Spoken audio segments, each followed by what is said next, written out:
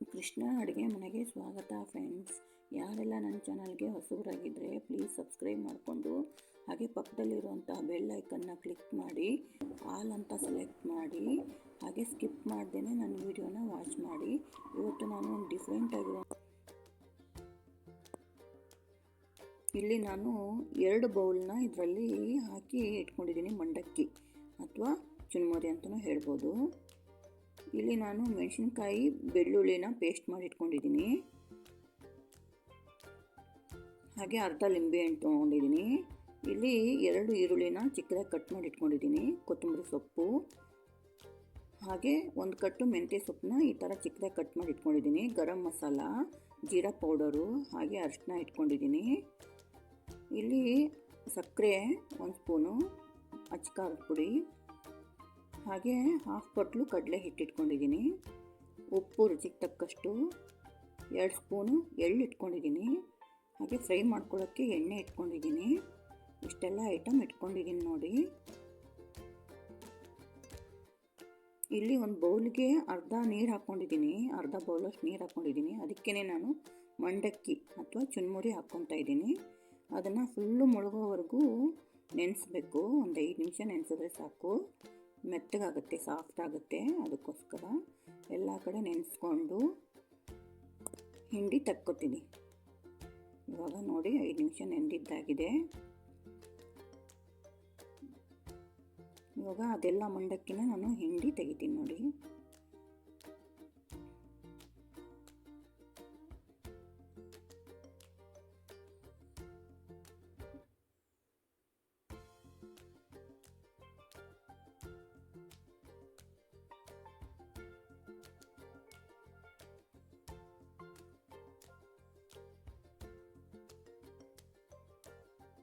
ನೋಡಿ ಎಲ್ಲ ಹಿಂಡಿ ತೆಗೆದಿದ್ದಾಯಿತು. ಈ ಥರ ಈ ಕಡೆ ಮತ್ತೆ ಒಂದು ಬೌಲ್ ಇಟ್ಕೊಂಡಿದ್ದೀನಿ.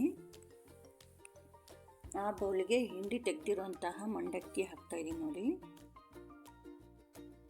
ಇವಾಗ ಬೆಳ್ಳುಳ್ಳಿನೂ ಮೆಣಸಿನ್ಕಾಯಿ ಪೇಸ್ಟ್ ಹಾಕ್ತಾಯಿದ್ದೀನಿ.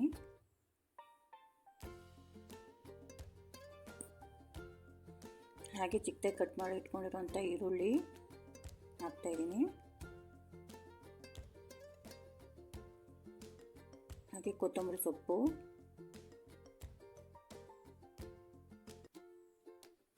ಮೆಂತ್ಯ ಸೊಪ್ಪು.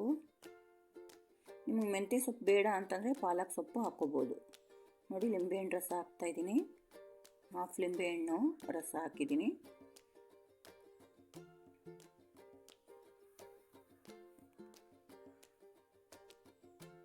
ಇದಕ್ಕೆ ಅಚ್ಚ ಖಾರದ ಪುಡಿ ಹಾಗೆ ಸಕ್ಕರೆ ಹಾಕ್ತಾಯಿದ್ದೀನಿ ನೋಡಿ.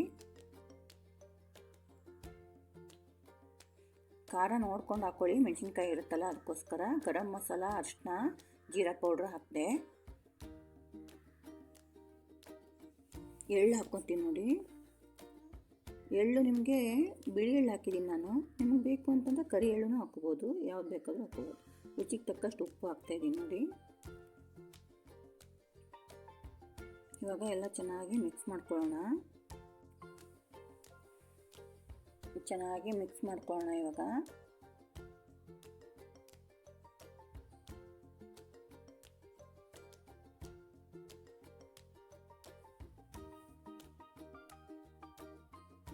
ನೋಡಿ, ಇವಾಗ ಮಿಕ್ಸ್ ಹಾಕಿದ್ದಾಯಿತು.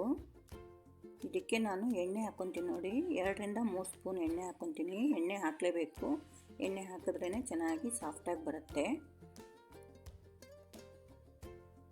ಬೈಂಡಿಂಗಿಗೋಸ್ಕರ ನಾನು ಕಡಲೆ ಹಿಟ್ಟು ಹಾಕ್ಕೊತಾ ಇದ್ದೀನಿ ನೋಡಿ. ಕಡಲೆ ಹಿಟ್ಟು ತಿಕ್ನೆಸ್ ನೋಡಿಕೊಂಡು ಹಾಕ್ಕೊಳ್ಳಿ ಕರೆಕ್ಟಾಗಿ. ಇವಾಗ ಎಲ್ಲ ಚೆನ್ನಾಗಿ ಮಿಕ್ಸ್ ಮಾಡ್ಕೊತೀನಿ. ನಿಮ್ಮ ಕಡಲೆ ಹಿಟ್ಟು ಬೇಕು ಅಂತಂದರೆ ಇನ್ನೂ ಹಾಕ್ಕೋಬೋದು. ಈ ಹದಕ್ಕೆ ಕಲಿಸ್ಕೊಂಡ್ರೆ ಸಾಕಾಗುತ್ತೆ. ಕರೆಕ್ಟಾಗಿ ಹದಕ್ಕೆ ಬಂದಿದೆ ನೋಡಿ. ಇವಾಗ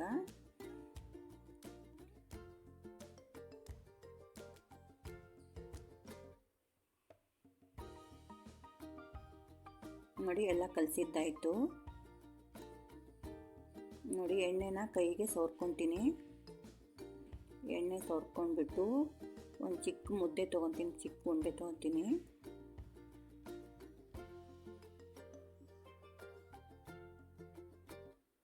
ಚೆನ್ನಾಗಿ ಸಾಫ್ಟ್ ಮಾಡ್ಕೊತೀನಿ ನೋಡಿ. ಸಾಫ್ಟ್ ಮಾಡಿಕೊಂಡು ಉಂಡೆ ಮಾಡ್ಕೊತೀನಿ. ಉಂಡೆ ಮಾಡಿ ಈ ಥರ ಚಪ್ಪಟೆಯಾಗಿ ಮಾಡ್ಕೊತೀನಿ. ತುಂಬ ತೆಳು ಇದ್ದರೆ ಚೆನ್ನಾಗಿರುತ್ತೆ. ತುಂಬ ತೆಳುವೂ ಬೇಡ, ತುಂಬ ದಪ್ಪ ಬೇಡ, ಮೀಡಿಯಮ್ ಆಗಿರಬೇಕು. ನೋಡಿ ಈ ಥರ ಮಾಡ್ಕೊತೀನಿ ನಾನು. ಎಲ್ಲನೂ ನಾನು ಇದೇ ಥರ ಮಾಡ್ಕೊಂಡಿದ್ದೀನಿ. ನಾನು ತೊಗೊಂಡಿರೋ ಕ್ವಾಂಟಿಟಿಗೆ ಇಷ್ಟ ಆಗಿದೆ. ಈ ಕಡೆ ಒಂದು ತವ ಇಟ್ಟಿದ್ದೀನಿ ಕಾಯೋಕ್ಕೆ.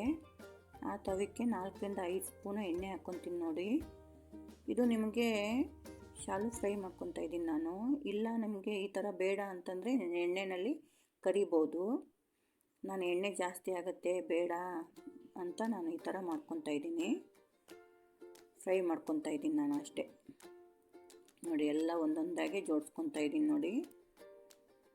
ನಿಮಗೆ ಫುಲ್ ಕರಿದಿದ್ದು ಇಷ್ಟ ಆಗುತ್ತೆ ಅಂತಂದರೆ ಫುಲ್ ಕರಿಬೋದು ಎಣ್ಣೆಯಲ್ಲಿ. ನನಗೆ ಕರಿಯೋದು ಜಾಸ್ತಿ ಇಷ್ಟ ಆಗಲ್ಲ ಅಂತ ಈ ಥರ ಮಾಡ್ಕೊತೀನಿ ನೋಡಿ. ಒಂದು ಸೈಡು ಎಲ್ಲ ಚೆನ್ನಾಗಿ ಫ್ರೈ ಆಗಲಿ. ಇವಾಗ ಇನ್ನೊಂದು ಸೈಡು ತಿರು ಹಾಕ್ತಾಯಿದ್ದೀನಿ ನೋಡಿ. ನಿಮಗೆ ಜಾಸ್ತಿ ಕ್ರಿಸ್ಪಿ ಬೇಕು ಅಂತಂದರೆ ಇನ್ನೂ ಜಾಸ್ತಿ ಫ್ರೈ ಮಾಡ್ಕೊಳ್ಳಿ.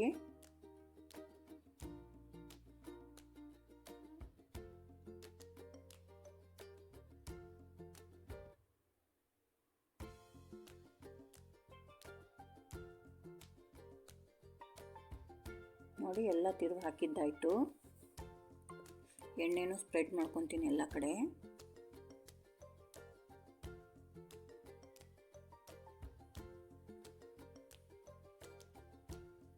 ತುಂಬ ಚೆನ್ನಾಗಿರುತ್ತೆ ಫ್ರೆಂಡ್ಸ್, ತುಂಬ ಟೇಸ್ಟಿಯಾಗಿರುತ್ತೆ. ನನ್ನ ರೀತಿಯಲ್ಲಿ ಒಂದ್ಸರಿ ಟ್ರೈ ಮಾಡಿ ನೋಡಿ, ಖಂಡಿತ ಇಷ್ಟ ಆಗುತ್ತೆ. ಇಷ್ಟ ಆದರೆ ಲೈಕ್ ಮಾಡಿ, ಕಮೆಂಟ್ ಮಾಡಿ, ಶೇರ್ ಮಾಡಿ, ಹಾಗೆ ಸಬ್ಸ್ಕ್ರೈಬ್ ಮಾಡಿ ಫ್ರೆಂಡ್ಸ್. ನೋಡಿ ಎಲ್ಲ 2 ಸೈಡು ಫ್ರೈ ಆಗಿದ್ದಾಯಿತು. ತೆಕ್ಕೊತಾ ಇದ್ದೀನಿ ನೋಡಿ ಎಲ್ಲನೂ. ನೋಡಿ ಸಾಸ್ ಜೊತೆ ಸರ್ವ್ ಮಾಡಿದ್ದೀನಿ ನೋಡಿ. ಈ ಥರ ಸರ್ವ್ ಮಾಡ್ಕೊಂಡಿದ್ದೀನಿ ನೋಡಿ. ಕಟ್ ಮಾಡಿ ತೋರಿಸ್ತಾ ಇದ್ದೀನಿ ನೋಡಿ. ಒಳಗಡೆ ಎಷ್ಟು ಚೆನ್ನಾಗಿ ಬೆಂದಿದೆ, ಎಷ್ಟು ಚೆನ್ನಾಗಿ ಬೆಂದಿದೆ ನೋಡಿ ಫ್ರೆಂಡ್ಸ್. ಸಾಫ್ಟಾಗಿ ಬಂದಿದೆ, ತುಂಬ ಚೆನ್ನಾಗಿ ಬಂದಿದೆ.